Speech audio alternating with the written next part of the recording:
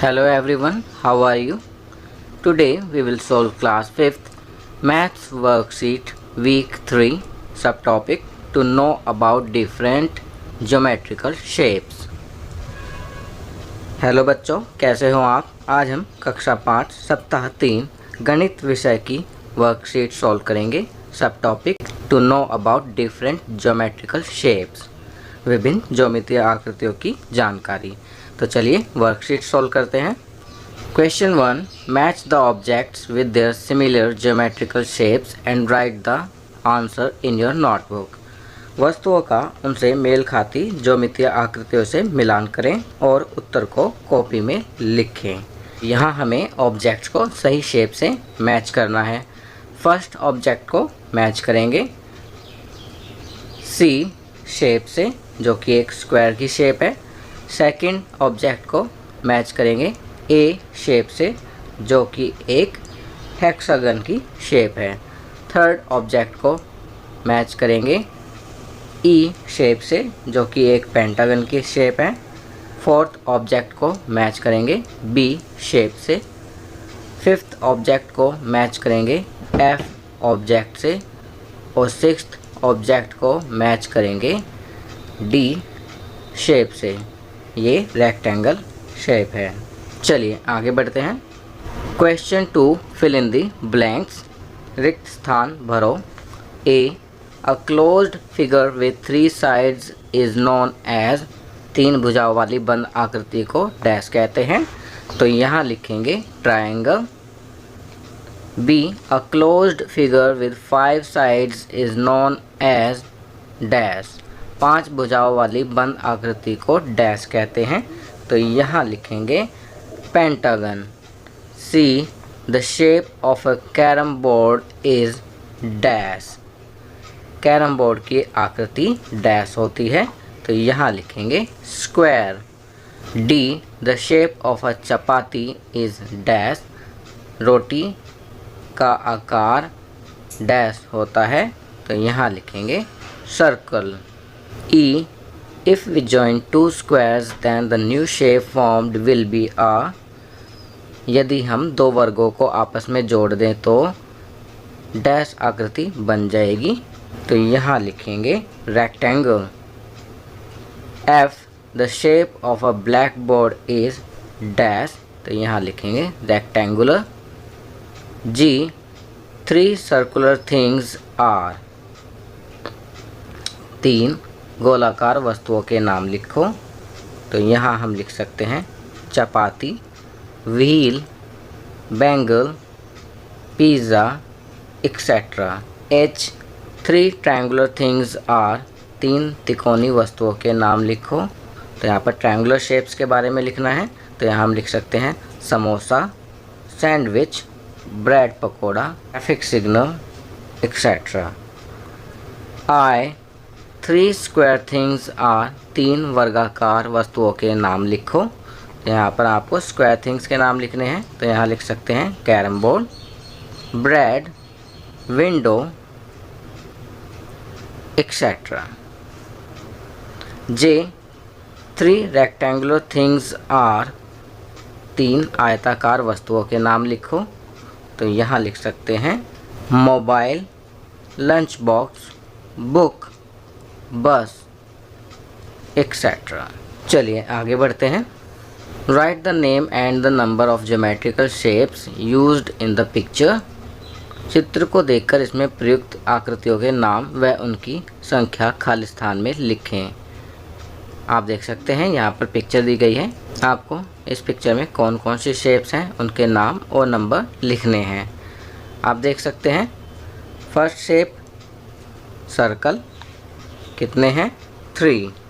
Second shape rectangle, कितने हैं 4। Third shape triangle, कितने हैं 4। फोर्थ स्क्वायर, कितने हैं 1। फिफ्थ हेक्सागन, कितने हैं 1। तो यहाँ हमने देखा इसमें circle, rectangle, triangle, square, hexagon shapes हैं और इनके नंबर लिखे हैं। चलिए आगे बढ़ते हैं। Question 4. Draw picture of things similar to the given geometrical shapes in your notebook. प्रश्न में दी गई ज्योमेत्रीय आकृतियों से संबंधित दैनिक जीवन से किसी भी वस्तु का चित्र बनाएं। तो यहाँ आप देख सकते हैं शेप्स दी गई हैं, circle, triangle, square, rectangle, rhombus. अब इनसे रिलेटेड आपको पिक्चर्स बनानी है। आपकी सुविधा के लिए मैंने यहाँ कुछ पिक्चर लगा दी हैं जिन्हें देखकर आप आसानी से इन शेप्स को बना सकेंगे।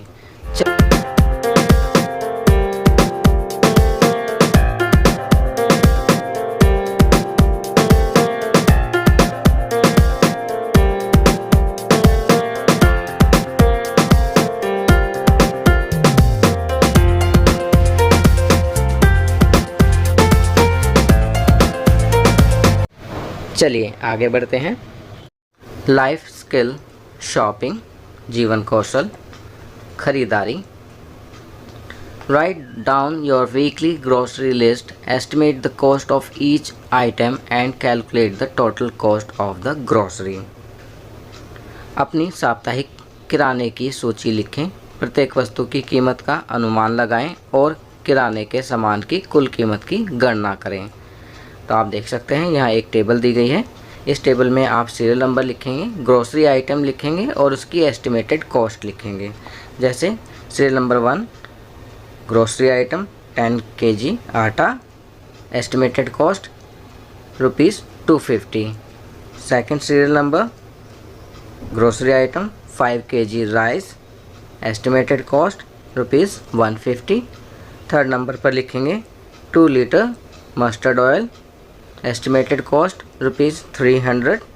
फोर्थ पर लिखेंगे 2 kg sugar, estimated cost ₹80। Fifth पर लिखेंगे 2 किलोग्राम पल्सेस, एस्टिमेटेड कॉस्ट ₹180। अब देखा हमने यहाँ पर सभी ग्रोसरी आइटम्स और उनकी एस्टिमेटेड कॉस्ट लिख दी है। अब हम एस्टिमेटेड कॉस्ट को टोटल करेंगे तो we will find the total cost of grocery, that is ₹960। चलिए नेक्स्ट क्वेश्चन करते हैं। Calculate the cost and tick for the correct smiley. गणना कर सही स्माइली पर टिक का निशान लगाएं। First, the cost of a pen is ₹10। Today you can purchase 3 pens for just ₹27। यहाँ पर क्वेश्चन दिया गया है, आपको उसे कैलकुलेट करके सही स्माइली पर टिक का निशान लगाना है। आप देख सकते हैं यहाँ पर कहा गया है कि एक पेन की कॉस्ट है ₹10 और आज आप 3 पेन 27 के खरीद सकते हैं। तो it is a good deal और अ बैड डील। तो यहाँ हम लिखेंगे गुड डील, क्योंकि ₹10 में 1 और 27 में 3, तो यह एक गुड डील है। तो गुड डील पर हम करेक्ट का टिक लगाएंगे। चलिए आगे बढ़ते हैं। Question 2. The cost of a dozen bananas is ₹50. Today you can purchase 4 dozen bananas for just ₹190. एक दर्जन केलों की कीमत ₹50 है। आज आप सिर्फ ₹190 में 4 दर्जन केले खरीद सकते हैं। तो यहाँ गुड डील पर करेक्ट का टिक लगाएंगे, क्योंकि एक दर्जन ₹50 के तो 4 डजन हो जाते हैं ₹200 के, पर आज हमें कितने के मिल रहे हैं? 190 के 4 डजन। तो वी कैन सेव ₹10। तो it is a good deal. Third, the cost of a packet of biscuit in the mall is ₹20। Mall में बिस्किट के एक पैकेट की कीमत ₹20 है। At neighbourhood shop 2 such packets are available for ₹43। पड़ोस की दुकान पर ऐसे 2 पैकेट्स ₹43 में अवेलेबल हैं। तो ये मॉल में क्या है? Good deal. तो यहाँ एक गुड डील पर करेक्ट का टिक लगाएंगे। चलिए नेक्स्ट करते हैं। Question 3, why do people bargain? Can you bargain at a fixed price shop? लोग बार्गेन क्यों करते हैं? क्या आप एक निश्चित मूल्य की दुकान पर मोल भाव कर सकते हैं? बार्गेन क्या होता है? मोल भाव। तो इसका आंसर लिखेंगे people bargain so that they can buy things at the cheaper price. No, we can not bargain at a fixed price shop as rate of things are fixed in such shops. लोग चीज़ों को कम दाम में खरीदने के लिए मोल भाव करते हैं।